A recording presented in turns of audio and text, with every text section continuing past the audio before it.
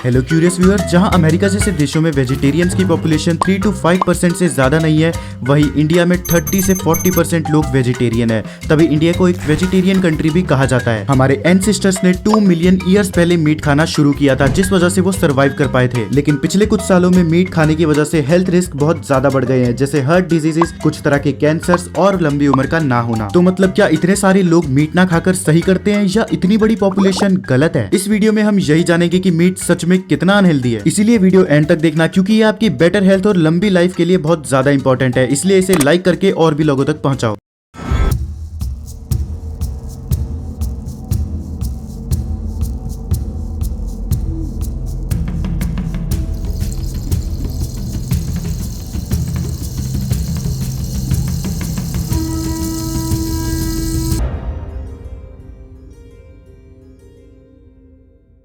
हमें meet in 3 reasons की वजह से चाहिए। फर्स्ट, ताकि एनर्जी मिले। सेकंड, इसमें हमारे सेल्स को फैब्रिकेट करने के लिए मटेरियल्स होते हैं। और थर्ड, उन इंपॉर्टेंट मॉलिक्यूल्स को क्रिएट करने के लिए जिन्हें हमारा शरीर खुद नहीं बना सकता। और ये सभी चीजें हमें macronutrients, carbohydrate, fats and protein से मिलती है, जिसमें से प्रोटीन सबसे ज्यादा इंपॉर्टेंट है हमारे सेल्स को रिपेयर और क्रिएट करने के लिए। और ज्यादातर मीट जिन्हें हम कंज्यूम करते हैं, उनमें ये सारे न्यूट्रिएंट्स आराम से मिल जाते हैं, बस विटामिन सी को छोड़कर, जो कि कई वेजिटेबल से हम ले सकते हैं। मीट में सारे एसेंशियल अमीनो एसिड होते हैं जो हमारे शरीर को चाहिए, और मोस्ट इंपॉर्टेंटली इसमें विटामिन B12 होता है, जो कि वेजिटेरियन फूड में नहीं मिलता, जो हमारे ब्रेन और नर्व सेल्स की फंक्शनिंग के लिए इंपॉर्टेंट भी है। मगर मीट को फुली डाइजेस्ट करने में 1 से 2 दिन लग जाते हैं। लेकिन ऐसा कहना पूरी तरह से सही नहीं होगा, क्योंकि इसमें कुछ ऐसे इंपॉर्टेंट न्यूट्रिएंट्स पाए जाते हैं जो कि इजीली और बहुत जल्दी ब्रेक डाउन हो जाते हैं एज कम्पेयर टू प्लांट्स। और इसी वजह से 2 मिलियन ईयर्स पहले जब हमारे एप एंसेस्टर्स ने मीट खाना शुरू किया, तो उन्हें कम पोर्शन में ज्यादा न्यूट्रिएंट्स मिले और उनकी एनर्जी भी बची, जिससे फिर ब्रेन के डेवलपमेंट में स्पीड पकड़ ली। तो देखा जाए तो मीट हमारे लिए डेंजरस नहीं है, लेकिन ये इस बात पर डिपेंड करता है कि वो मीट किस एनिमल से आया है, किस क्वालिटी का है और उसे किस तरह से बनाया गया है। अगर आप हैवी मीट खाते हो जैसे पोर्क, मटन, बीफ एक्सेट्रा, तो इसके हाई सैचुरेटेड फैट की वजह से